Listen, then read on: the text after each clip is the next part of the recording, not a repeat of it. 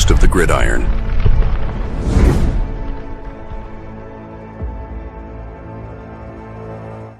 All right, welcome to the Gridiron, baby. Welcome. If you can give this video a thumbs up and maybe share this video, that would be absolutely freaking awesome. If you subscribe to my channel, thank you. If not, please go down below, hit the subscribe button, hit that bell icon. That way next time I go live or if I put a video out, you'll be notified. And it's free of charge. What do you got to lose, right? But if you are subscribed to my channel, thank you. Description box below, very top link. Takes you to my membership page. I got 3 different membership levels. Each one has their own little perks to them. So if you want to help support my channel out, it would mean so much to me. Once again, I thank you in advance. Thank you. And also, just underneath that link is another link takes you to my Facebook group. It's called the New York Giants, the Gridiron. It's my Facebook group. We have over 9,400 members in the group. It's doing simply marvelous, might I add. Basically, if I'm alive and breathing, and if I got internet access, I am putting stuff in this group darn near 365. It's called the New York Giants, the Gridiron. It's my Facebook group. Please join it. You will not be dissatisfied. I promise. All right. Well, all that stuff said and done out of the way. But, well, you got, I'll tell you what, this is, it's, I guess it's one of those things, I mean, it's tough. It's a real tough call. You know what I mean? Real tough call. And, obviously, like, because Daniel Jones went in to talk to Mr. Mara initially, asked for his release. I just when I was reading, he didn't go in and talk to Shane. Looks like he went in and talked to wanted the big go. What's up, buddy? The boy Randy's here. Randy's in the house. Yeah, buddy. So he went into Mr. Mara's office and asked for his release. So it's kind of like, the Giants were almost damned if they did, damned if they don't, right? If they kept them around and just had them, what he said he wanted to do, right? What Daniel Jones wanted to do was hang around and help the other quarterbacks. The guy, whether you like him or I don't, a lot of people, you kind of like him, you love him, blah, blah, blah, whatever. There's no denying. You can't take it away from Danny Dimes, right? He was, he tried, whatever the reason was, seeming like he kind of got worse. Whatever it was, if you can just take that aside, just put that aside. Whatever it was. There's no denying the guy was always like the first one in, the last one out. He always did. When he got injured, he did everything in his power to come back as soon as he could. He did pretty much almost everything he could to be the best he could. And once again, for whatever reason, it's going to be one of those maybe history's mysteries. Yeah, right. Whether he goes to Minnesota or he goes wherever else and does really good or not, or whatever, what happened with him with the New York football, it's going to be one of those history's mysteries, right? You don't know why he maybe possibly got worse. But, he did everything he could, to be the best he could. As I said, he wanted to stay around. And, he said, help the quarterbacks out, right, with film and routes or whatever, but the problem is that, and of course if something would have happened, whatever, Danny Dimes was walking around and he tripped over the 7-man sled, twisted his ankle, whatever, snapped his ankle or something like that. And that now it's like, of course the beat report and all of that would be like, how stupid are the Giants? What are they stupid? Now the Giants owe them $23 million. Now the Giants are the stupidest people ever. You know what I mean? Shane obviously is stupid because now they kept them around when they shouldn't have. You just let them whatever, let them go, whatever, I mean, so you don't have to pay the $23 million. So there's always it's like these beat reporters. It's like my wife. There's always a cataclysmic catastrophe going on with the New York Giants. Whatever the situation is, it's always wrong. There's never something right with the Giants, But I said in this case, Daniel Jones, asked for his release.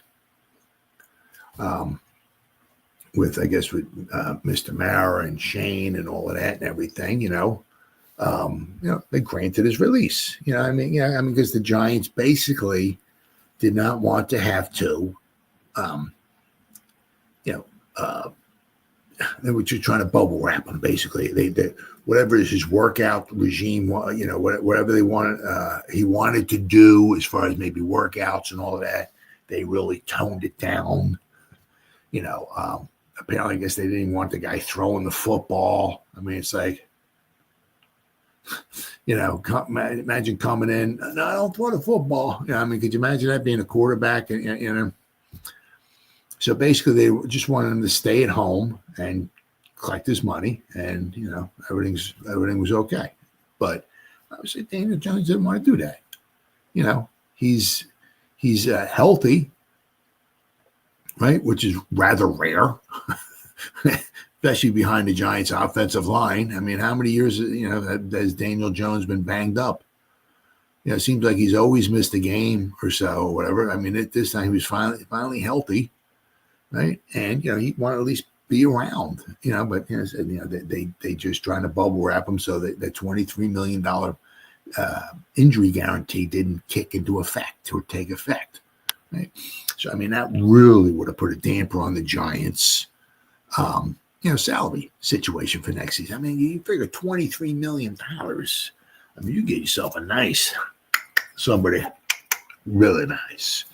Now it's not going to bring in a top-notch quarterback.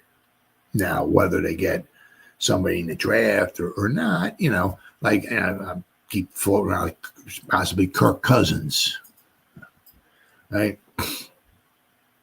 If they want to, maybe get rid of him and maybe start Penix, right? That's a possibility. Sam Darnold. Maybe, I don't know, 25, 30. I don't know what a Darnold. Because he doesn't have the track record, right? He's done really good this year with the Vikings, but he doesn't have the track record, right? A long-term track record. So I'm not sure what it would cost for him. But if you take quarterbacks and just put quarterbacks aside, right? The $23 million. Could you imagine? You can get $23 million for a wide receiver.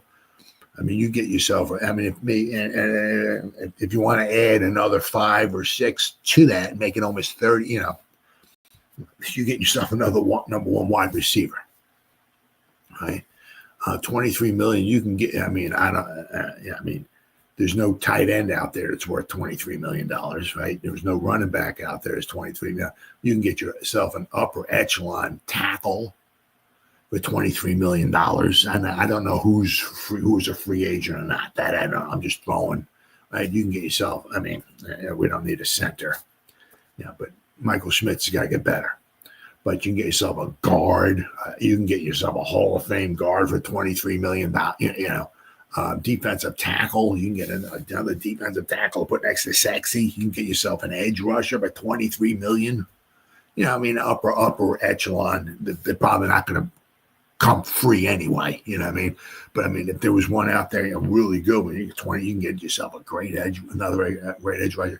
A cornerback you can get for that. Obviously, you can get yourself a safety, as we've seen with Xavier McKinney, and have some money left. You can get $23 million. That's so it would be just a gamble. It's a gamble. Now, obviously,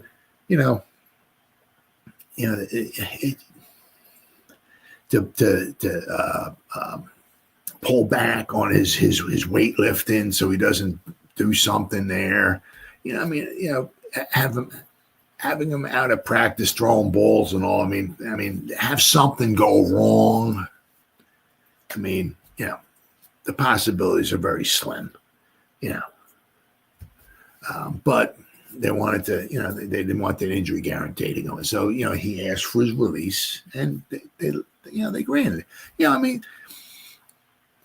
They were trying to do right by him. Right? He gave it all, his all for this organization. We drafted him. He didn't ask to come here.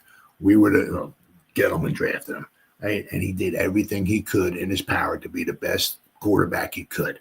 Now, whatever the reason why he's like going backwards, going down, that's another story for another day. We may not ever find out the true reason, but he did everything he could in his power, right, to be the best quarterback, and he gave it his utmost attention and effort and all of that, right? And he gave a lot of his time to become a great New York Football Giants quarterback. Of course, it didn't work out that way.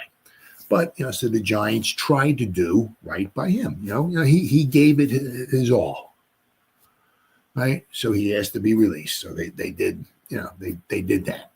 The problem is that, reading these articles here is that, and the kicker, right square in the cojones, if you know what I mean, right? In the cojones. Right. It's like a mule backing up and kicking a guy right square in the cojones. It's just and a slap in the face, right? Is that it's like is that if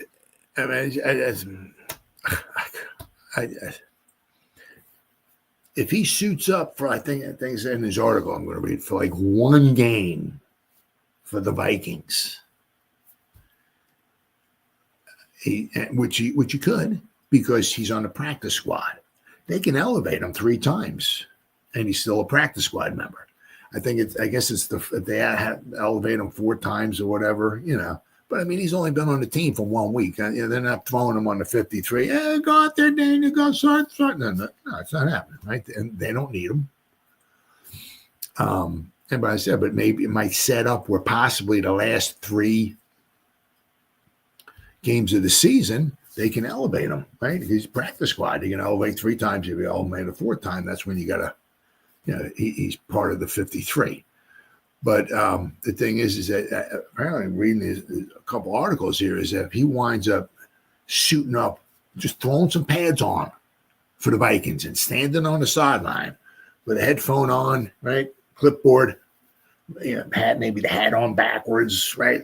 Got the the headphones on, listening to the plays, shorten plays and stuff like that. That's all he does. That's all he's got to do, right? He's eligible for a compensatory pick. The Vikings can get a compensatory pick for him. The Giants gave him $4.5 quadrillion, and they ain't going to get nothing for it. They ain't going to get absolute because they let him go, and another team picked him up. They're going to get absolutely nothing in return for him. Absolutely nothing. As I said, the kicker of it is that the Vikings are paying him like $100,000. What I saw on like Spot Track and Over the Cap and all, $100,000 is. I saw another thing that said he was getting paid $375,000 to be on the practice squad too. So I don't know, but he's on the practice squad, and they dress him 1 time, which they should, right? Just to stand on the sideline. If he leaves at the end of the season, if another team picks him up, they're eligible for compensatory pick. Now, just because he winds up leaving, if he goes to another team, whoever, the Broncos, Raiders, anybody, Jets, whatever, anybody, just because he does not mean they're going to get one. Because it's the formula. Well, you let this guy go, but you sign, so it's like with the Vikings. If he dresses for the Vikings for 1 game, they're eligible for compensatory pick for him next season. But there's the formula. So the formula's got to go look what did the Vikings lose? The Vikings lost Daniel Jones. They lost this. They lost this. They lost this. They lost these 5 guys. But they signed this guy. They signed this guy. They signed this guy. They signed this guy. This guy's salary was they signed him for $18 million. This guy signed for $17 million. This guy signed for $12 million. Right. So then they look. Well, you signed these 5 guys. And you're paying these 5 guys $80 million a year, just throwing a number out there, right? But you lost these 5 guys, and these 5 guys only signed for $42 million. You don't get caught. So just because if he suits up and he signs with somebody else, signs up one game, suits up one game for the Vikings, and he gets let go, and he goes and signs someplace else next season, doesn't mean they're guaranteed a compensatory pay. But they're eligible for one. And the thing is, because he's a quarterback, quarterbacks usually make a little bit of money. Now, he's not going to, ain't nobody going in there swooping him up. Daniel Jones, you're our starting quarterback. Here's another $40 million a year. That's probably not going to happen. That's probably going by the wayside. Unless he goes to the right situation and they got a phenomenal offensive line with great receivers, and he can stand in the pocket, and it's a quarterback friendly, but whatever or something, and it makes it a lot easier. Because with Daboll's, it was complicated. It was complicated, which makes it very tough, but very good also. Because it's like you go up to the line of scrimmage, and each guy, can run like 3 different routes. So you might have, whatever. You got the running back going out. Maybe you got the tight end, 3 wide receivers, whatever. So you got like 4 or 5 guys out there that could each run 3 routes or whatever. It makes it really good because it's almost like whatever the defense does, they're wrong. If you play me man to man, you're wrong. I'm going to do this. If you play me tight, you're wrong because I'm going to do that. If you back off me, you're wrong. If you cover me in the zone, you're wrong. I'm going to do that. If you got too high, guess what? You're wrong. I'm going to do that.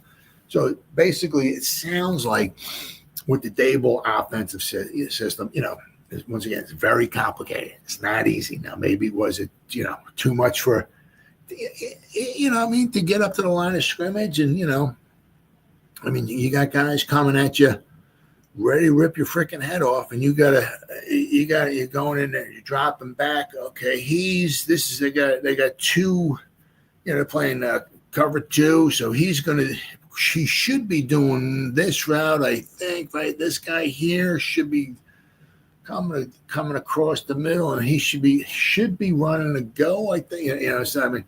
All the while you're stepping in the pocket, and you got somebody ready to rip your head off. Not that easy.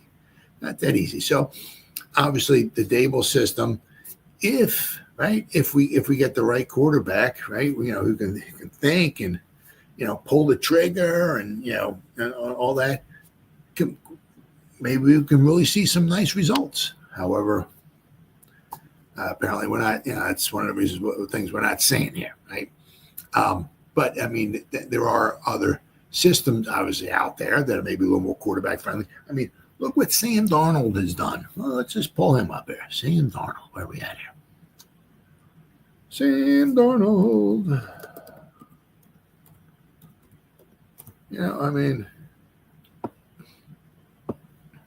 See what has he done with the Panthers? What did he do with the Jets?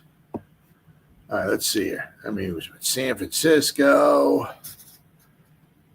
All right, with the Jets. He's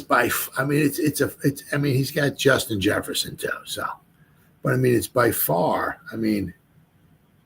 His best with the Jets. His best was 61.9% completion percentage.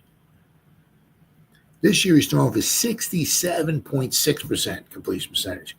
He has 23 touchdowns, 10 interceptions. He's thrown for 2,900 yards, 2,952.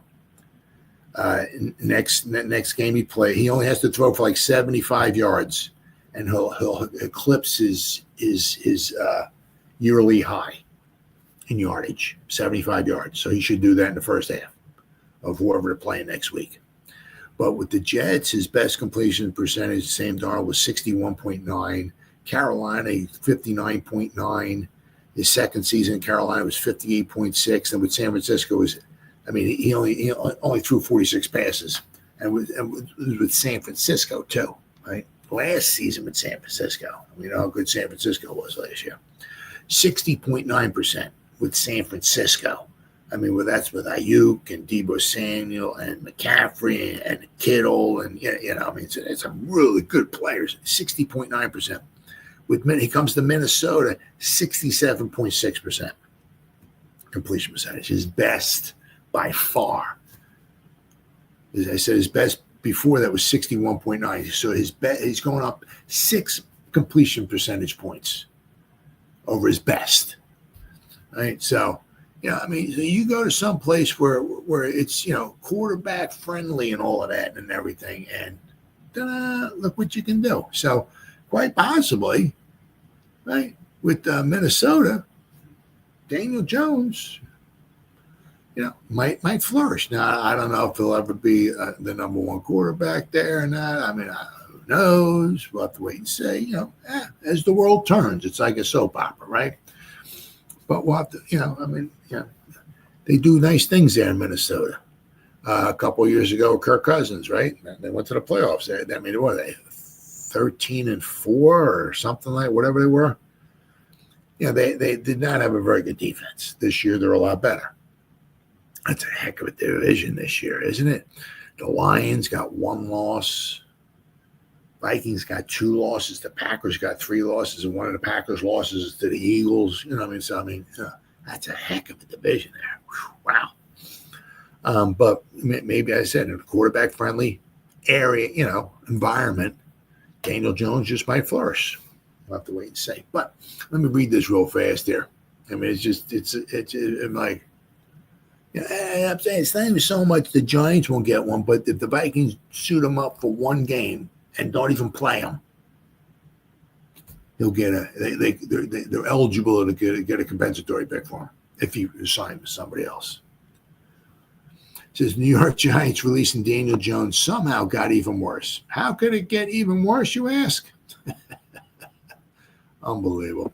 Daniel Jones' era finally came to an end in late November when the Giants released him following an atrocious 2024 season. The Giants were 2-8 under Jones before Dable and coaching staff decided to bench him and after he asked for a release, the Giants obliged, and an era that the Giants fans hoped to forget was finally over. Jones decided to sign with the Vikings because he wanted to join a playoff team, and now the Vikings will get something that the G-men never would. According to Peter Schrager, the Vikings can get a compensatory draft pick if Jones dresses and is active for one regular season game. So I'm saying, so he doesn't even have to play. Just dress and be standing on the sideline for one game. Art Stapleton did point out that this was not an avenue available to the Giants, but it's still frustrating for the fans. Jones didn't work out in New York, and now another team could reap the benefits from him simply just dressing for a game. Unbelievable. The Vikings can get more draft capital for Jones while the Giants continue to get laughed at and dunked on for signing him to the extension they gave him in the 2023 offseason. It says Daniel Jones continues to screw over the New York Giants. Jones' 2022 performance paired him with the G-men making the playoffs, helped him get him that extension before the 2023 season. Of course, we all know that signing Danny Dimes to the extension was a huge mistake, but at the time, the Giants clearly thought the Duke product was trending in the right direction. Yeah. Fortunately, the 2023 season was a huge bust for the Giants' former first-round pick as he started just 6 games and threw 2 touchdown passes versus 6 interceptions. We all know how poorly he played in 2024 and why moving on from him was the right move. But now the Vikings will be rewarded for Jones simply throwing on pads for a regular season game. But that's if he goes elsewhere. Hopefully the Giants learn from Daniel Jones' saga and the team can get a better starting quarterback in 2025 and beyond because no one wants to go through this again. Now, I said once again, they'll be eligible, right? Does not mean if he dresses and he goes something, they're guaranteed. I'm saying, he could go someplace and if the Vikings don't want him for what I said, the Vikings might keep him, right? Who knows, right? They might keep Sam Darnold. Sam Darnold's doing pretty good. Right? The kids keep Sam Darnold, keep Daniel Jones as his backup. So that way we got 2 really high draft picks, right? We'll sign Daniel. He ain't getting no $40 million. It can be interesting to see what he does sign, whoever he signs for, but what does he sign for? But if he re-signs with the Vikings, they're not getting a compensatory pick. Or if he signs someplace else, somebody signs him for $5 million a year, right? That doesn't guarantee them a compensatory pick. But it's just a kicker is that he spent all this time with the Giants. The Giants gave him all this money. He played all these games and downs and everything with the Giants, and they're going to wind up guaranteeing to get absolutely nothing for him. It just, sometimes it's almost kind of like, I don't know. It just,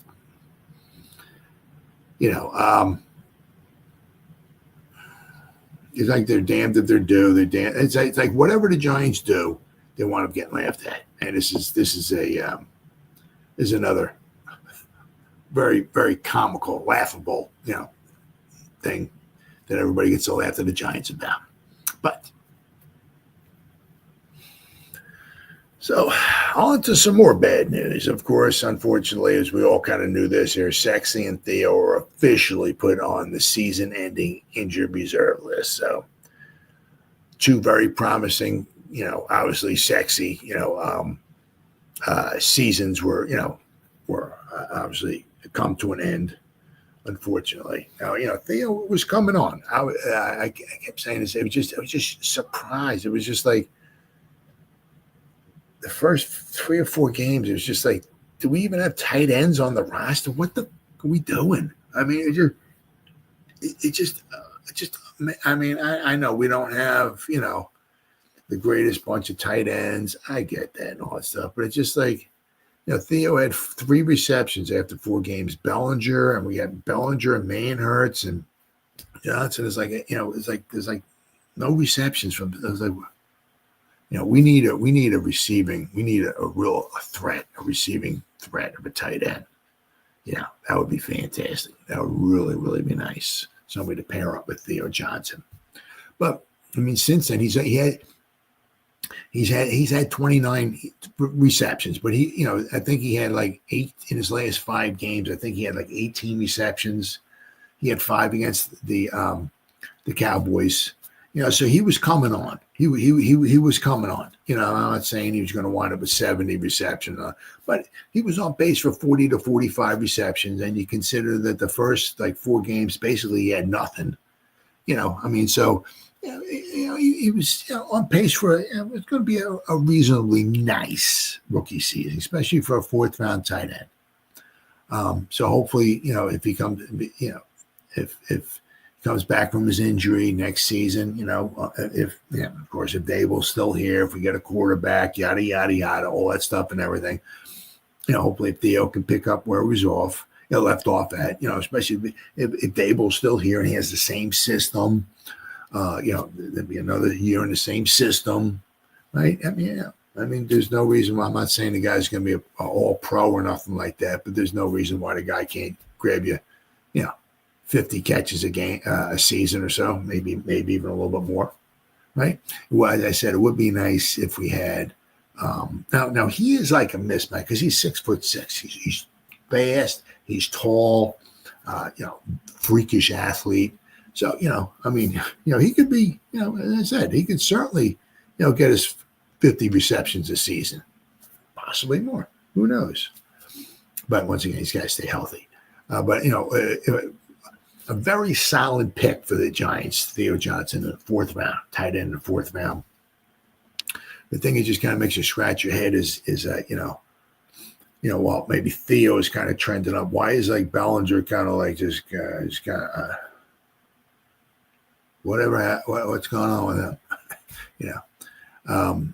So we got Bellinger and Manhurts who are basically null and void as far as any type of offensive weaponry at all as far as from the tight ends.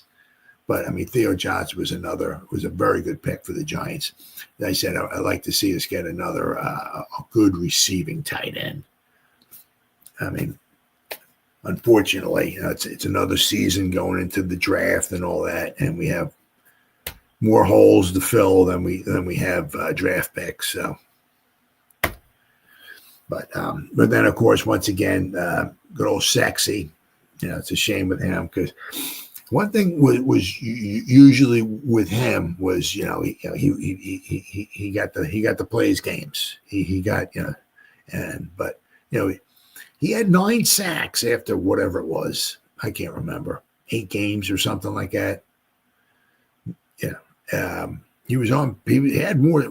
He was averaging more than a sack a game for a while. I think the last 3 or 4 games he didn't have a sack, right? But it's a career high for him, 9 sacks, and unfortunately, his season's ending. 5 games early. But once again, he graded out really, really well. The thing is, what I'd like to say is, once again, speaking of having holes, we need another defensive tackle. If we get one via free agency, I don't know if there are any available or who's available. That I don't know. But I mean, what's up, buddy? Creative Solutions in the house. What's up, pal? But the thing is, if you get a defensive tackle in free agency, a good one, it's going to cost you, right? If you get a good one in the draft, it's going to cost you a good high draft pick, but it'll be cheap, right? The thing is, I said, our run game is god awful. Just pathetic. If we're going to get somebody next to Sexy, let's get somebody in there while Sexy is still sexy. Because if you wait, 3 years, we'll wait 4 or 5 years before we get somebody else. Well, Sexy's up here, and somewhere along the line he's going to start, getting old and start kind of, his skill set's going to kind of go. Right? It's the 6th season.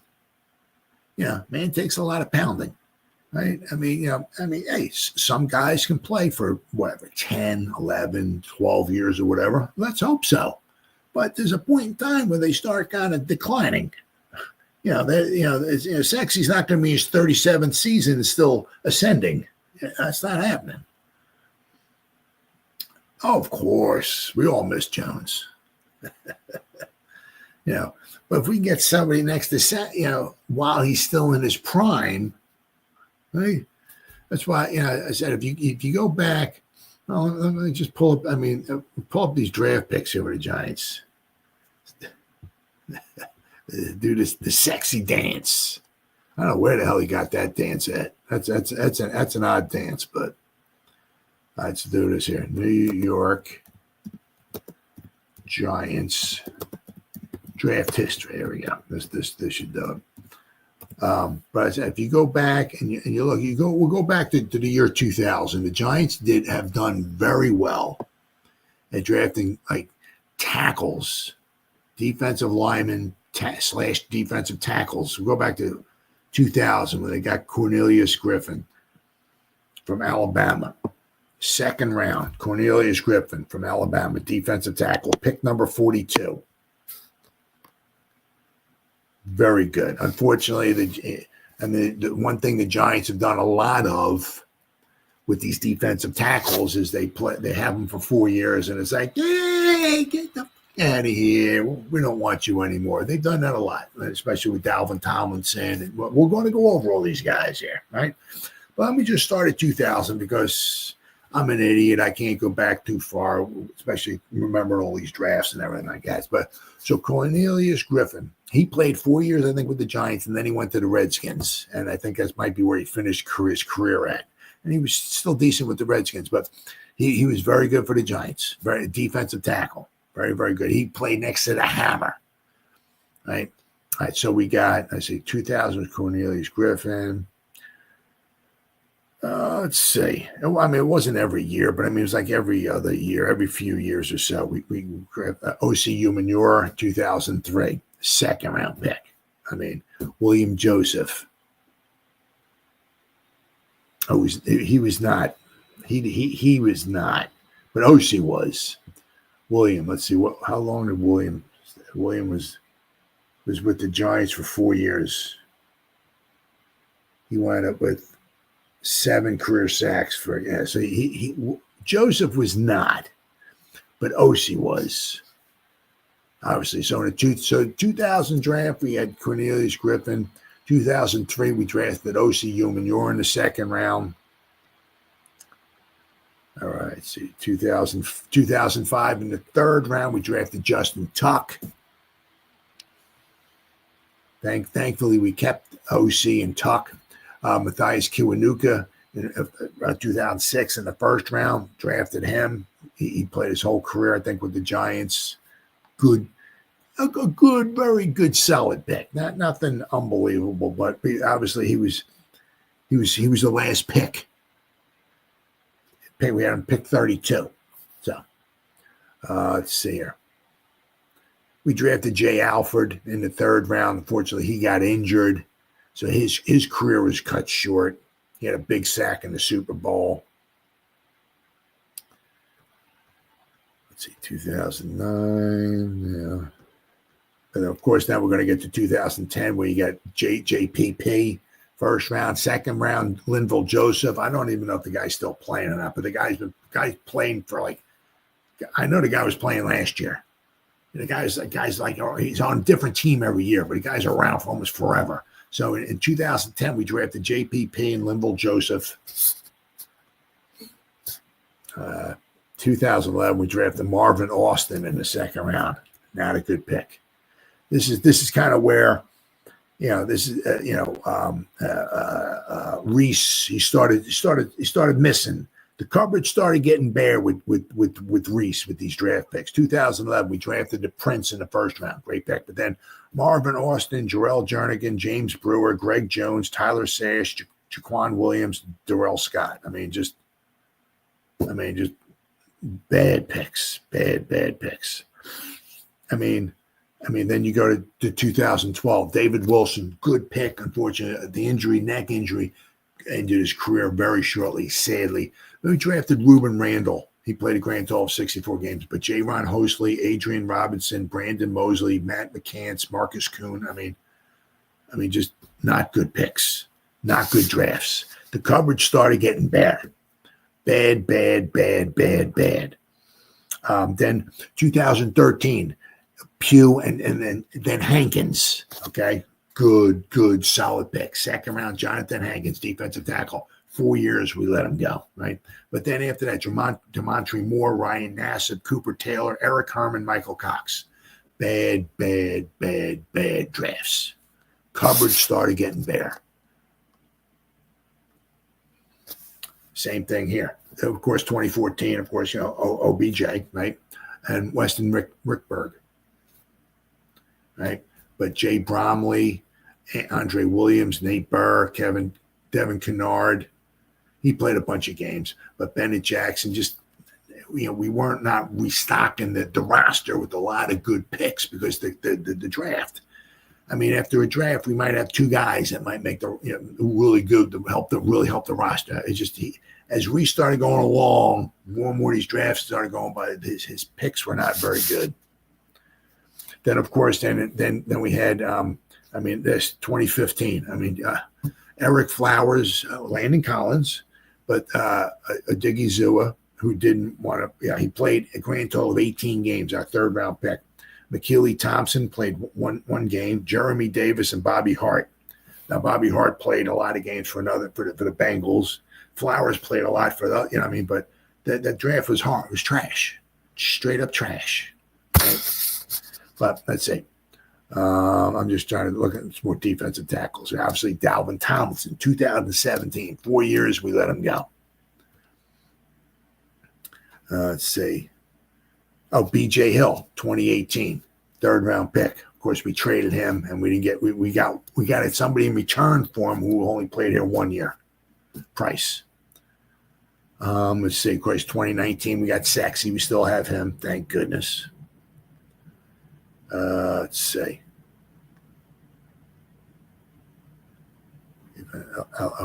Ellerson Smith. Obviously, Kayvon. Yeah, so anyway, meanwhile, back at the ranch. But it said it would be nice too. The Giants had the best defense in the first five. All right, good defense. It was good. Yeah. I mean, all of a sudden it's like, why do we suck so bad? What is I mean, it just, yeah. Yeah. It just, yeah, it's horrible. I mean, the run defense is just atrocious. And the one thing was when Bowen coming over from Tennessee, one of his biggest things was the run defense was supposed to be really good. And now it's not, the run defense is not there, and we're not getting any sacks. I mean, that first half of the year, we had like 30-something sacks. We led the NFL. We were on pace to get like 70 sacks. It's like, wow, this is pretty good. Wow. We can't even touch the quarterback now. I mean, much less a sack. Can't stop the run. We can't tackle anybody. We ain't sacking the quarterback. We're not getting any interceptions. We're not getting any fumbles. I mean, what are we doing? I mean, holy cow. I don't know. You know, I'll tell you what, boy, I'd love to maybe see Robert Saleh come in here. Get that bald head on the sideline. He was a real good defensive coordinator. Maybe not so much of a good coach, but boy, he was a good defensive coordinator. I'll tell you what, I'd love to see him on the sideline. Absolutely. He did phenomenal with the 49ers. Let me tell you what. Oh, yeah, absolutely. But as I said, with Sexy, I mean, it would be nice to get somebody like what we had with Leonard Williams, right? We had Leonard Williams and we had Dexter Lawrence. The one year we had in 2020, the first year we got Leonard Williams. We had Leonard Williams, we had Sexy, and we had Dalvin Tomlinson. Unfortunately, after that season was over, you know, we were paying Sexy, right? He was a first round pick, right? So we had to pay him, but we had to re-sign Leonard Williams, I think it was, and then Dalvin Tomlinson was going to want whatever. I forgot what he signed for. And the thing is like you can only keep one of them. So it's like we had to let Dalvin Tomlinson go to keep Leonard Williams, you know. But unfortunately, we drafted Dalvin Tomlinson. It was not phenomenal as far as a pass rusher, but he was really good in the run game. Really good in the run game. And, you know, if you go back in 2020, our run defense was decent. Wasn't too bad. I think we gave up like 4 yards a carry, somewhere around there. I mean, nowadays we're giving up like 5 yards a carry. It's like, you know, I said, but that 1 year, 2020, we were like about 4 yards flip, maybe a little over 4 yards a carry. No, that's respectable. I mean, that, you know, okay, that's not bad. You can live with that. 5 yards a carry, boy. I'll tell you what, that's just too much. Way too much. But so unfortunately, you know, I mean, our season just keeps. It's amazing how some teams' seasons just keep going like this, right? And the Giants just. I mean, there's nothing. Absolutely nothing goes right for the Giants. They're just straight down. Nothing.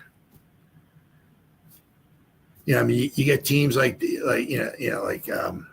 Eagles who have a great team, but like you know, it's like everybody's healthy on the team. Other teams, you know, like the 49ers, the whole team's injured. McCaffrey was injured. I forgot what was wrong with him. Then he came back for like 3 games. Now he's back on the injury reserve. The whole 49er team is injured. Meanwhile, the Eagles, who have a great team, everybody's happy. I think they lost. They lost one of their guys, but I mean, other than that, everybody's pretty much healthy. Nobody's injured. You know, everything's just, you know, the Chiefs. I mean, the only way they can win a game is somebody's got to fumble a snap. I mean, I can't stand it. Absolutely can't stand it. And then meanwhile, the Giants is absolutely nothing goes right for them. Absolutely nothing. The Giants just unbelievable. It's like you're just living in a nightmare. It's just one bad thing after the other. So the Giants obviously. So with Davidson, he got nicked up against the Cowboys. Nacho had a stinger. Sexy, his season's over with. So the Giants lost like what 60% of their defensive line. So the Giants, I think, at the end of the game had Jordan Riley and Chapman in there, right? I think those are like their two defensive linemen that they had in there. I mean, you also kind of wonder why we couldn't stop the run. I mean, not that the guys didn't try or anything like that, but, to have both those guys on the field and both those guys basically be your main defensive tackles, is asking for trouble. So the Giants had to wind up, getting somebody, and this is, they got him off a practice squad. So to get him off a practice squad, that means you got to put him on your 53. Now, that does not necessarily mean he has to be on the 53. I think you have to pay him 3 paychecks because now he's on the 53. You just can't take the guy from a practice squad and throw him on your practice squad. Now, if you take him off a practice squad, you got to put him on your 53. So now this guy here, all right, is part of the Giants 53. Once again, he might be inactive. He may not dress for the game against the Saints, but we'll have to wait and see. But, this guy's on the field for an extensive period of time.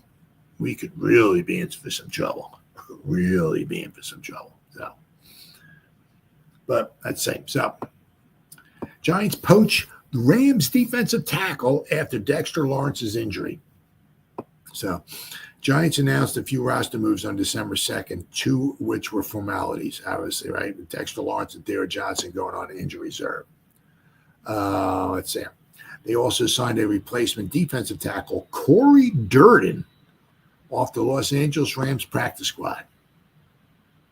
Durden first entered the NFL as an undrafted free agent out of North Carolina State in 2023. He signed with the Detroit Lions organization for the initial training camp, but failed to make the 53-man roster. From there, he was picked up by the Rams, seesawing on and off the active roster since September of 2023. According to Pro Football Reference, Durden has appeared in 4 regular season games with the Rams, accumulating 3 total tackles.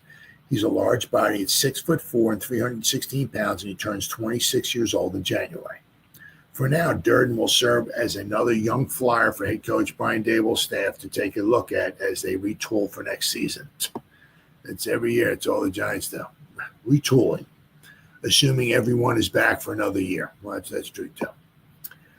New Giants defensive lineman Corey Durden's college scouting reports describe him as a nose or a 3 technique defensive tackle with relentless effort. At North Carolina State, Durden registered 58 total tackles, 8 tackles for loss, 3.5 sacks, and 1 pass breakup in 25 games. He also spent another 3 years at Florida State, racking up 68 total tackles, 14 tackles for loss, 7.5 sacks, 3 pass breakups, and 2 forced fumbles in 32 games. NFL Network scouting expert Lance Zierlein described him as a 0 technique nose tackle that is more likely to be considered as an even front 3 technique at the next level. His body control and contact balance are often spotty due to his upright playing style, but he finds ways to recover and get himself back into play, Zierlein wrote in spring of 2023. He's good at locating the football and hustles hard to chase the play down. So the guy gives it his effort, so that's good. So does Chapman, right? But Durden lacks the ability to control the point of attack or consistently disrupt NFL blocking schemes. Basically, it seems like, just from reading this, he's going to do the same thing Sexy does. But Sexy can disrupt, right, the point of attack. Sexy can disrupt. Sexy needs double teams. He can consume blockers, right? He can push the pocket. Now, I'm not so sure if this guy can. Durden's wide base and low center of gravity, as well as his quick first step, fluid movements are off the ball. But Zierlein and NFL Draft Buzz credit him with adequate to good play strength and relentless effort. So Durden will join a shrinking interior defensive line that now features Raheem Nunez-Roches, Elijah Chapman, DJ Davidson, and Jordan Riley. Now, as I said, the thing was after Davidson was injured, it was his back, I think it was, but Nacho had a stinger, so that thing could pop up at any time. So the Giants. Let me tell you what, their defensive front is like, oh my God, I mean, we have Kamara coming into town. I mean, that dude only ran for six. I can't remember if he ran for 6 touchdowns at one time, but he got 6 touchdowns in that one game a couple of years ago. So, the Kamara's special. Now, obviously, he's a little bit older now, but I mean, let's see here. What does Alvin Kamara? What has he done so far? He's our next contestant on The Price is Right. Let's see what Alvin Kamara. I mean, he's freaking good. He is good, man. I'll tell you what, Alvin. Let's see here, Kamara. What has he done so far this year? All right, let's see. Let's go to Pro Football Reference. Okay, so this year so far, what's he in? 1, 2, 3, 4, 5, 6, 8 season already. Jeez, God, man, am I getting freaking old? He has 894 yards rushing. I mean, obviously, in today's modern NFL, that's not a Saquon Barkley number, nothing, but he's well on his way to over 1,000 yards rushing, which is fantastic. He is averaging, what is he averaging? 4.3 yards a carry. So, but he has 206 carries, 894 yards, and 6 touchdowns. What's he got receiving? Wow. Jeez. 59 receptions, too, 450 yards. So he has 1,350 yards. So basically, he's having in 12 games, he has about 1,350 yards. So he's averaging well over 100 yards a game, but he's averaging 4.3 yards a carry. Okay. Maybe, I guess it was in 2020 when he scored those 6 touchdowns because he had 16 rushing touchdowns in 2020. As I said, I mean, this is his 8th season, so he's going to start slowing down eventually. But I mean, he's doing really, really good. So I mean, if you think about Chapman, right? Davidson, Riley, Durden, Nacho. I mean, that's pretty scary. That's pretty scary. I mean, it just goes to show you we have sexy, and then we have like nothing. I don't want to say nothing, but oh my God, it's just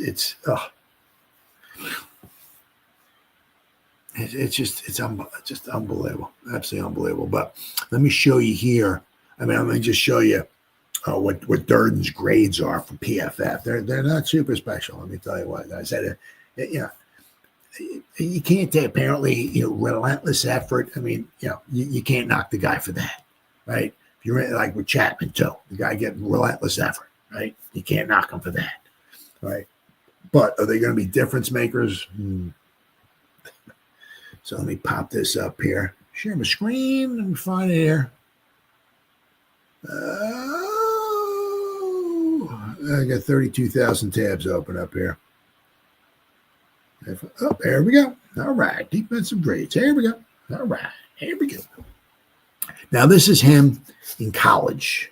Okay. So if you look down here, right?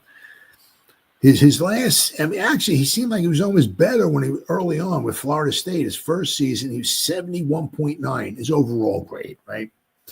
Then he went up to a 75.3. Then his last season of Florida State, 52.7. Now, maybe he got injured because he only played 207 snaps. Then he transferred to North Carolina State. He graded out a 68.7 and a 66.4. So, I mean, his tackling is not very good. His tackling grade is a 44, 57, a 52, a 36, a 56. So, nothing super spectacular. I mean, I think this is look at that. He's got a big ass smile. I'll tell you, a 2022. Okay, that's his last season. I mean, he graded out a 66. I mean, nothing special at all. But I mean, if you look here at in the NFL, I mean, his grades are not very good. Okay. Okay. He hasn't even played any snaps this year, I guess. So 2023 was his only grades. So let me pop his grades up for 2023 here.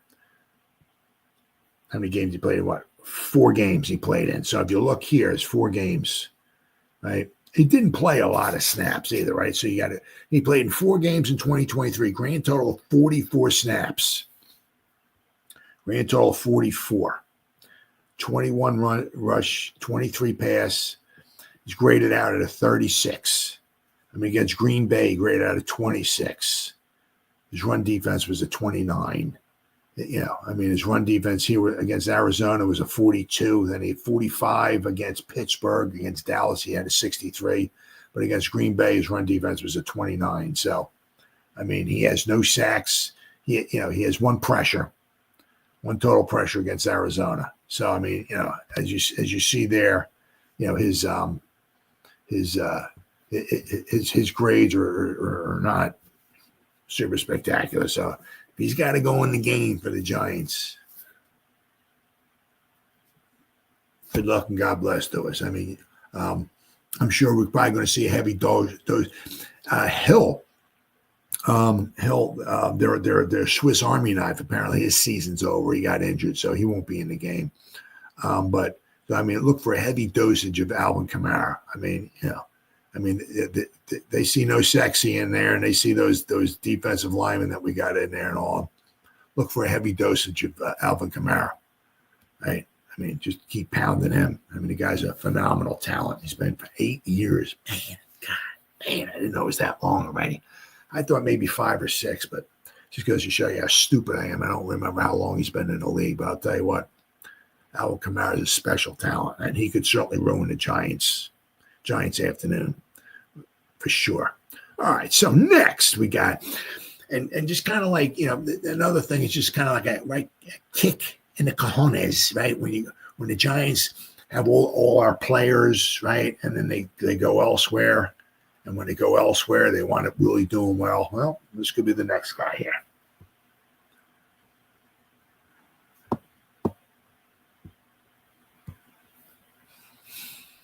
So now he's not actually as of right now. I mean, he's like Mr. Consistency, Darius Slayton here, right? Great stream. Well, thank you, buddy. I appreciate it. Thank you. But with he's usually around 700. Now, last year I think he had the most of his career, Slayton, as far as yardage. Now he's on pace for not quite 700 yards. Let me see here. Let me pop this off here. All on there. Let me get my trusty calculator out here. Got to find it first. All right, so let's go here. Where's Darius Slayton at? Now, I mean, he's almost a mile of consistency. Absolute, borderline mediocre quarterback play. Usually atrocious offensive line. We can't score any points. This, that, and the other thing. And almost every year he has like 700 or so yards received. With a bad team, 700. I said this year so far, let's see, what's he got? He is on, he's played in 11 games. So he's missed one. So in 11 games, 477 yards divided by 11. 43 yards a game he's averaging. All right, so he's 477. Let's clear that there. 477. Plus, plus 43. Now, this is if he winds up playing. Oh, no, he might have 700, yeah. If he averages, he'll be just short. Oh, no. Yeah, just short. If he averages 43 yards a game for the next 5 games, he'll have 692. So it'll be close. Be very, very close. I thought it was even less than that. But according to this, he's averaging 43 receiving yards a game. If he does that for the next 5 games, he'll have 692. So he should, at that rate, anything can happen. He can have a 100-yard game. He can get shut, whatever. The way we're playing, anything's possible with the New York Football Giants. So, but he's on pace to get very close to another 700 yards. So if he did that, right, what do we got there? His rookie season, he had 740, 751. Then in 2021, he only had 339. He had played 13 games, only started 5 though. But then he had 724, and last year he had the most of his career. He had 770. So 4 out of his first 5 complete seasons, he's had at least 724 yards in 4 out of his 5 seasons. Just a model of consistency.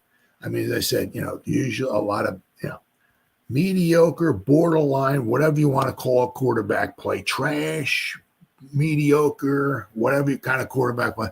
Offensive line, not very good. We don't score a lot of points. We don't keep the ball a lot, blah, blah, blah, blah, blah, all that stuff and everything. And he's 700 yards almost every year. So, do the Giants, the Giants have, obviously, we got Malik, right? We got Wan'Dale Robinson, right? What are we doing with Hyatt? What's going on with him, right? Obviously, we got him for another 2 seasons. Is he part of the solution or is he part of the problem? Did we overdraft him? Did we trade up for him and he just can't run routes and he's going to be kind of like relegated to the bench? Or, and if that's the case, are we going to make a play at Darius? Of course, Darius and Daniel Jones were buddy. They came in together. Daniel Jones first round, Darius Slayton 5th round pick, but they came in together. They played, a lot of Darius Slayton's receptions are from Daniel Jones. So does Slayton maybe want a fresh start someplace else?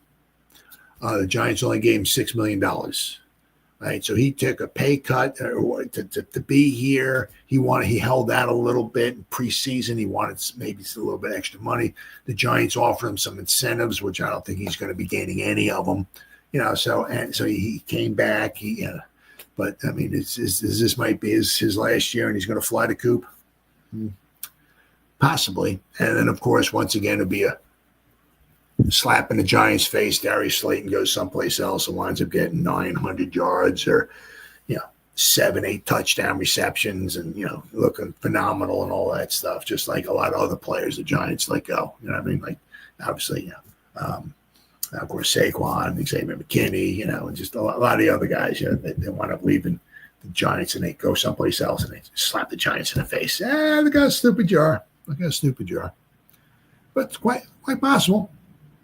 So we get Darius Slayton may be the next Giant to find stardom elsewhere. That's quite possible. Do the Giants, want to, ante up some money to keep? I mean, if Dable's around, this to be he's been in with the Dable system for 3 seasons. He knows the offense. He knows it well, right? He's been relatively healthy, right? Do they want to ante up though, or does he want to stay here? Who knows, right? But you don't need to be a fortune. This is from New York Post. You don't need to be a fortune teller, just a Giants fan well-versed in Murphy's Law to see the future. Headline now. Free agent steal. Darius Slayton has first career 1,000-yard season after leaving the Giants. You can see it written in the stars, can't you? Right? I mean, Saquon Barkley's running for 37,000 yards, right? Xavier McKinney has, what does he have, 415 interceptions after 2 games this season? Yeah, so you can just see it written in the stars, right? Things weren't bad enough at home during the 2-10 season for the Giants. It seems that a former Giant is excelling somewhere during every NFL television window. Yeah. Saquon is threatening to break the NFL season single rushing record. Xavier McKinney leads the league in interceptions. Julian Love just said that Leonard Williams is playing at a defensive player of the year level after they both made huge plays in Seahawks win against the Jets. Also for Leonard Williams, let's not forget the Jets drafted Leonard Williams too. So I'm sure he had, he was back at MetLife Stadium playing against the Jets. So I'm sure he had, I don't remember, I don't remember Leonard Williams having 13 sacks against the Giants when the Giants beat him I remember him being in on a few tackles and stuff like that, but I don't remember him going off like a madman against the Giants. But it is what it is. The most dependent. Yep. As he cannot. Yep. Well, the one thing was is Darius had some problems dropping some passes. He seemed to have gotten a lot better with that. A lot better with that. I mean, I remember there was a couple. I mean, he had quite a few of them. One of them was I think the game that we lost against. I don't know what they were called. I don't remember. They were Redskins, the Commanders, the Washington Football, the WTFF, the WTFs, the WFTs. 1932, they were the Boston Braves. 33-36, they were the Boston Red. So I don't know what they were called. But there was the one game, Daniel Jones threw the ball. I mean, it was a tough, but right off, Darius is wide open in the end zone off his fingertips. He had a bad drop in the Minnesota game. I can't remember if that was the playoff game or if that was the regular season game in 2012. So he had some drops.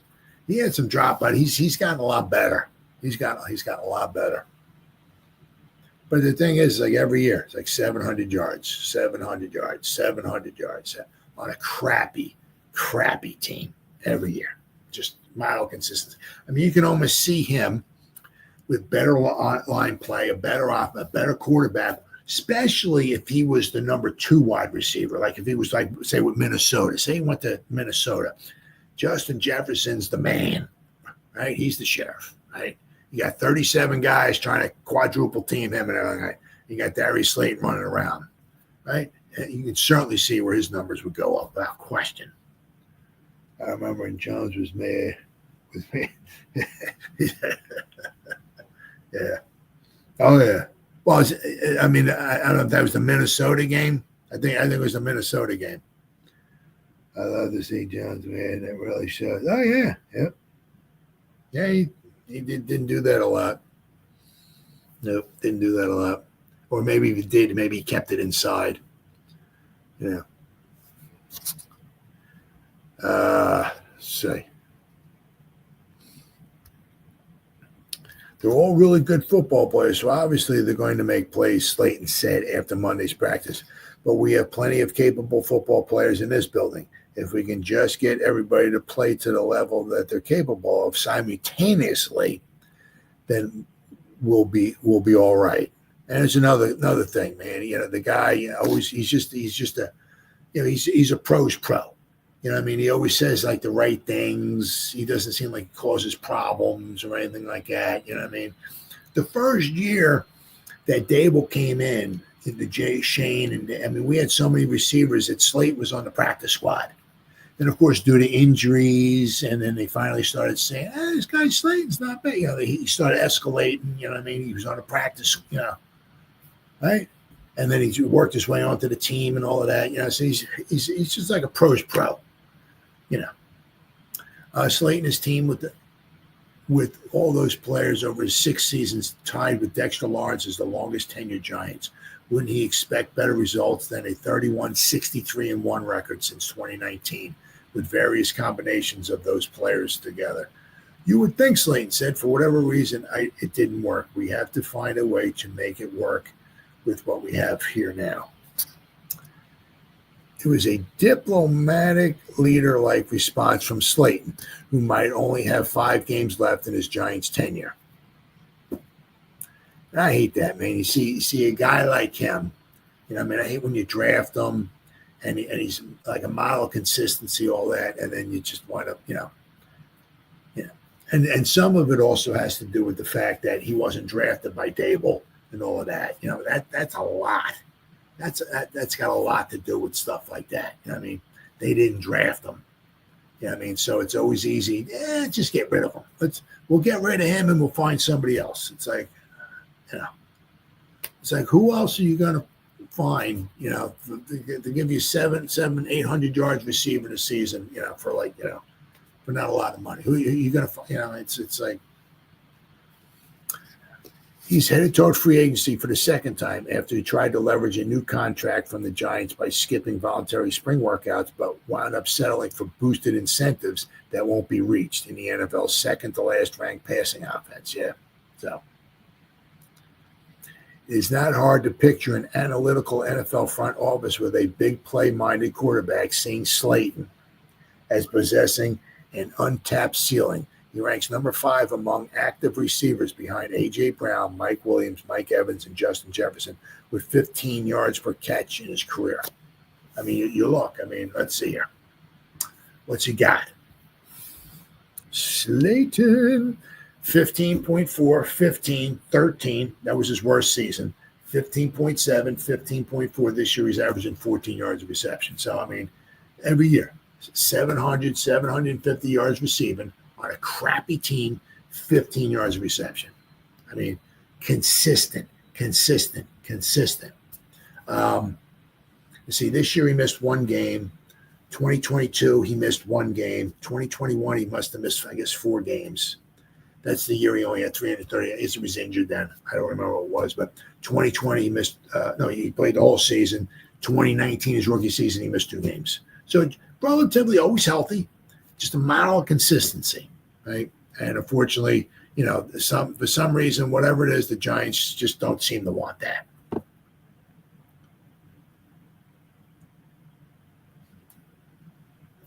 Well, we'll get right in. We'll get somebody else in there. Okay. I think I've improved every year that I've been in the NFL, Slayton said. Whenever the season ends, I believe I'll go into the off-season work, and I'll come back a better version of myself for year 7. So that's just something that I personally take pride in, regardless of my team situation or whatever. Part of the reason for Slayton's return to the Giants on a 2-year, $12 million, $6 million a season was the allure of maintaining chemistry with the 2019 draft classmate and close friend Daniel Jones. Well, that's not happening next season. Having to learn a new quarterback's tendencies regardless would seem to level the playing field. The receiver market also jumped last offseason when players with similar career production to Slayton, like Gabe Davis of the Jaguars and Darnell Mooney of the Falcons, signed matching 3-year, $39 million contracts. So they got $13 million a season. Meanwhile, he stayed with the crappiest team in the NFL for $6 million a year. He's basically making half of what those other guys are making. So, and basically, and you can't blame him either, because the big dream of all these players, is they want to try to get that at least that one nice payday. Now, obviously, Darius has made some money, over his career. I mean, it's not what he wants to make, but I mean, you figure. His 6th season is this 2 here, so 4. I mean, he's made probably $16 million, which, I mean, if he doesn't want, he can give to me. I'll take $16 million. But it's not what the NFL players are. You like to get at least that one payday. Now, for him, is it going to be $20 million a year? No.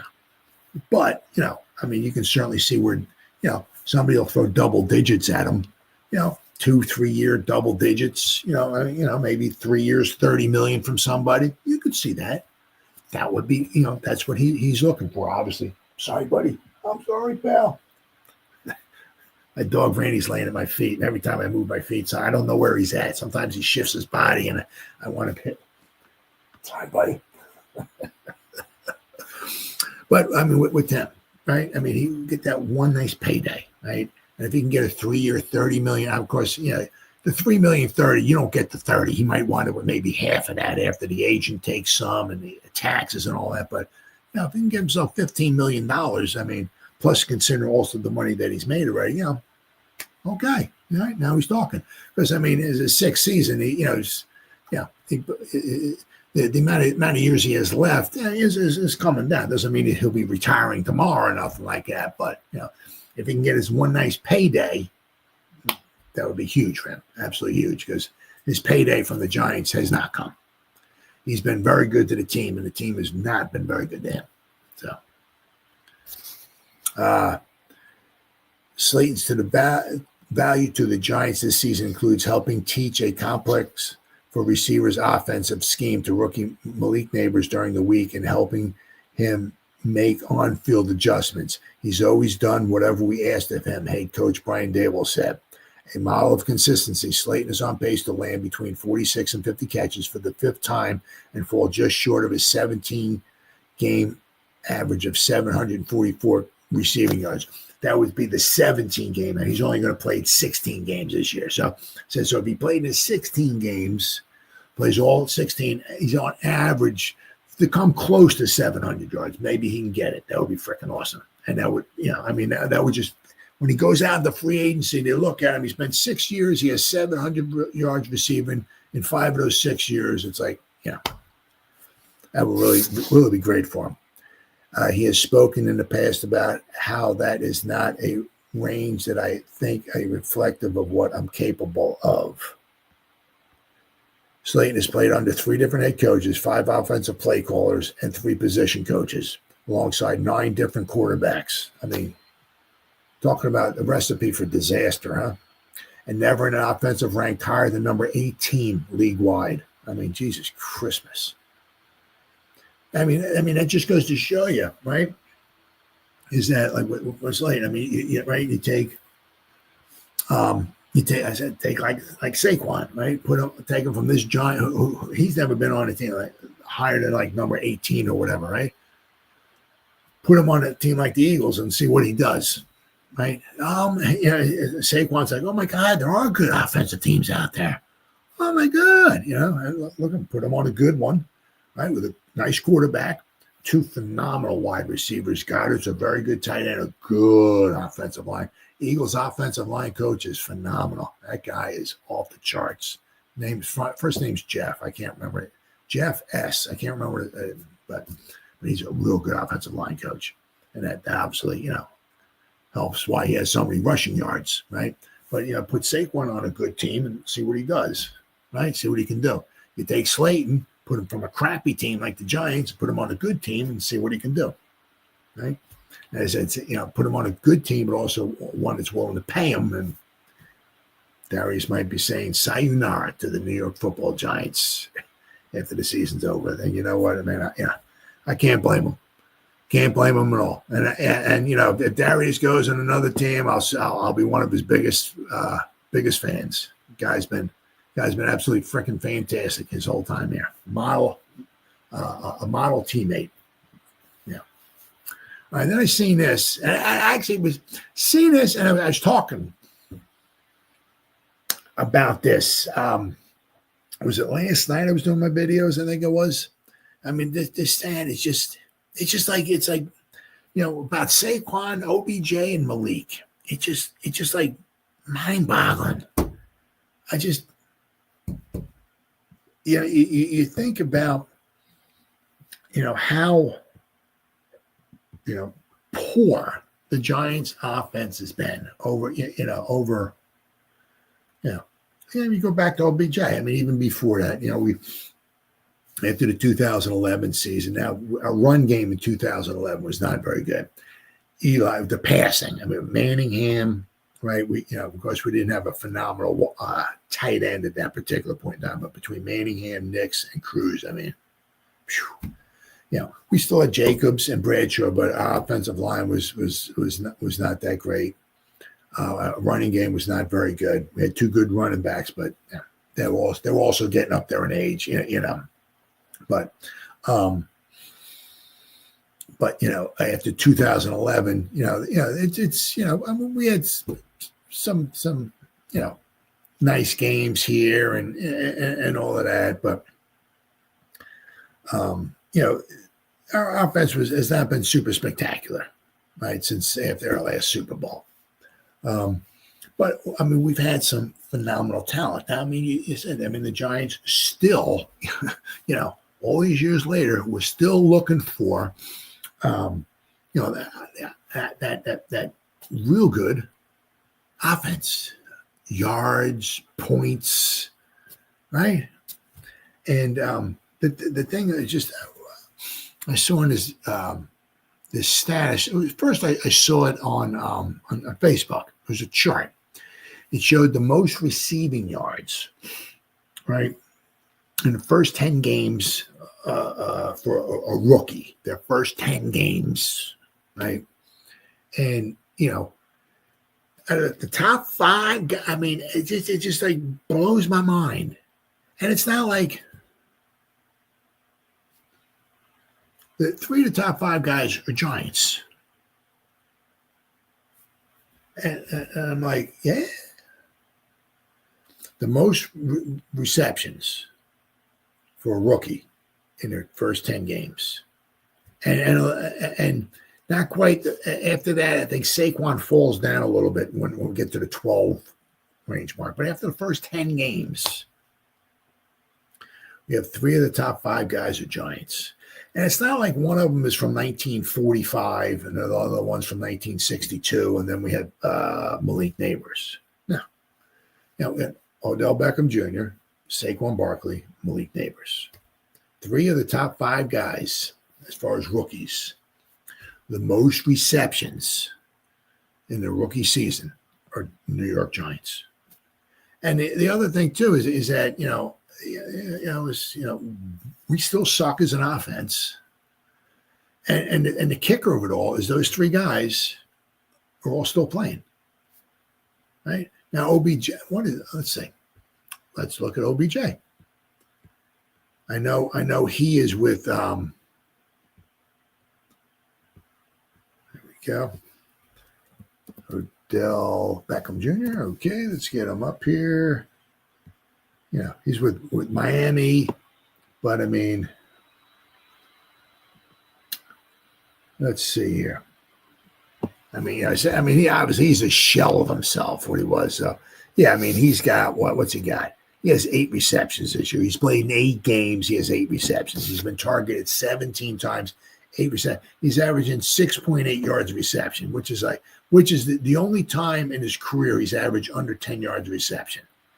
So he's a total shell of himself, right?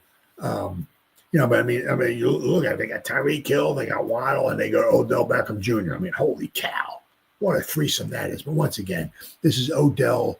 He missed the season, but so this is 10th season, right? 2, 4, 6, 8, 10, 12. Right? 1, 2, 3, 4, 5, 6, 7, 8, 9, 10. This is 12th season. Somehow. Unbelievable. Oh, yeah. No, what I'm talking about. 10th season. 14, 15, 16, 17, 18, 19, 20, 21. It's 10. What it has here is in 2021, he played with a couple of teams. That's what it is. And they combined his stats and all that. So this is 10th season. 2022, he didn't play. He was recovering from an injury and all. But so basically, he's a shot. The amount of injuries he's had over his career really took his toll on her, big time. Big time. So he's a total shell of himself. He's not even averaging 7 yards reception. He has 8 catches in 8 games. Back in the day, he was getting 8 catches a game, not 1 catch a game. If you want to drive and you didn't throw the ball to him at least once, shame on you. He was just, he was phenomenal. But, so he obviously a shell of himself, but it just goes to show you, it's sometimes it's just mind boggling. We have 3 of the top 5 guys in the top 10. Now, let's see here. So we got, where are we at here? What happened there? Hold on. There it is. Okay. Malik Neighbors got 75 in his first 10 games. 75. Odell Beckham has 71 receptions in his first 10 games. So we got the 2 top guys of all time. Brock Bowers has 70. Puka Nacua has 69 and Saquon Barkley at 64. So, but it just goes to show you, it just is absolutely mind-boggling how the Giants. We had these super. If you think about Odell Beckham, Saquon, Malik Neighbors, this guy is going to be really. If we can ever get an offense built around him, a good quarterback, and all that. This guy's, I mean, he's good. He's really good right now. Unfortunately, he's more or less kind of like a possession receiver. He's not averaging a lot. He's not getting like long plays. He's getting a lot of catches, but a lot of stuff. He catches it and he gets tackled. He's not averaging a lot of yards per carry, yards per reception, nothing like that. But this guy's going to be really, really good. He does need to calm down on the drops, without question. But you can definitely see where this guy's going to be something special. But if you think about it, right? I mean, the guys that the Giants had drafted, Odell Beckham Jr., Saquon Barkley, Malik Nabers, put just those three guys in there, right? And you look at the stats, how good they've been, right? And it's just like, and we still stink. It's like, just guys also goes to show you, right, how detrimental it can be changing coaches and GMs. Because what happens a lot of times, right, is that the coach and the GM, whatever, will draft players. And if they wind up getting fired, the new regime comes in, new GM and new coach, and they look at the players that got drafted, and they're like, those aren't my guys. I don't want them. Let's get rid of them. And then when because they get rid of all their talent, and they come in, and then they stink, and then they get let go, and then the new GM and coach come in, they turn around and they look at the roster like, those aren't my guys. They stink. I don't want them here. And they get rid of them. And then they, because it just goes to show you, because all three of those guys, right, OBJ, Saquon, and Malik, all drafted with different coaches, different GMs. Reese drafted OBJ, right, when Coughlin was here. So then Reese and Coughlin are gone. Gettleman comes in here, and Gettleman, paid OBJ, and then they asked Gettleman, say, so did you, so what's going on with well, we didn't pay the guy to trade him, and about a week later or whatever the heck it was, they traded Odell Beckham Jr. Yep.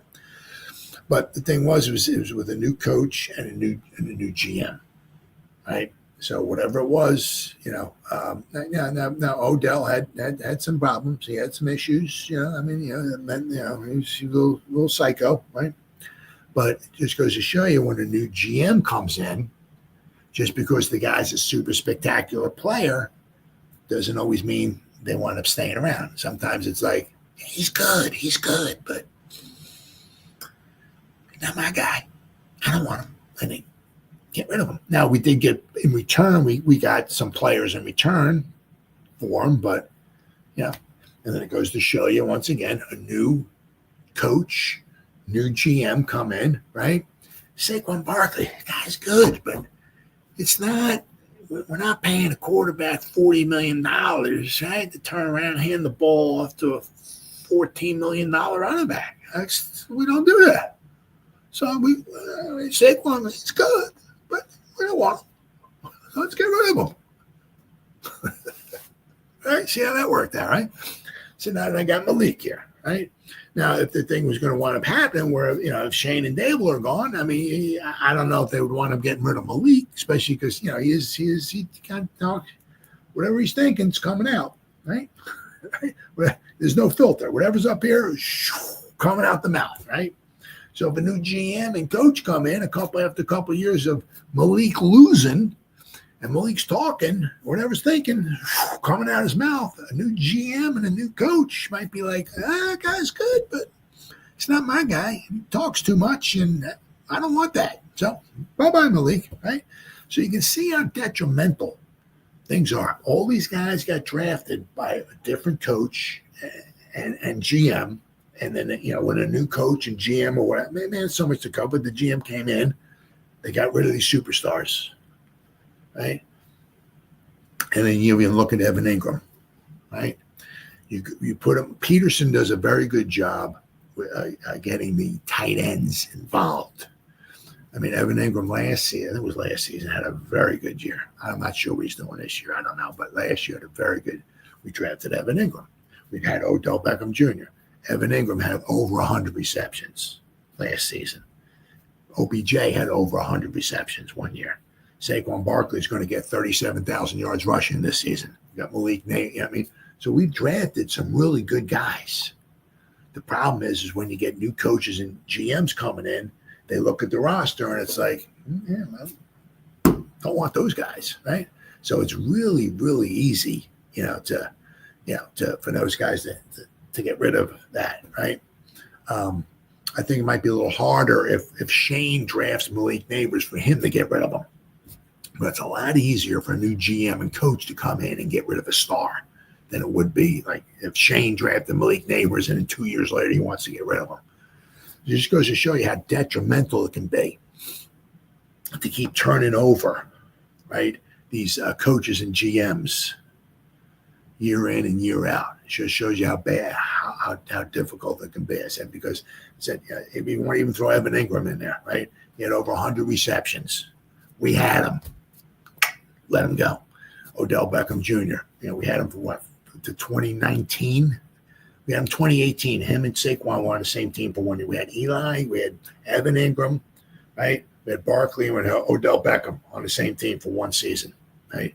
So in 2019, I think that's when we got rid of OBJ. I think it was. So it just goes to show you, right, how detrimental it can be by keep turning over these coaches and GMs, right? Because we've had some phenomenal offensive talent. And here it is in 2024, and our offense still blows. All right, guys, been 1 hour and 31 minutes. Whoever spent any time listening to me live, thank you. Or if anybody's going to spend any time watching the replays, once again, thank you so much from the bottom of the heart. It means the world to me. Thank you. As always, you guys stay safe out there and go Giants.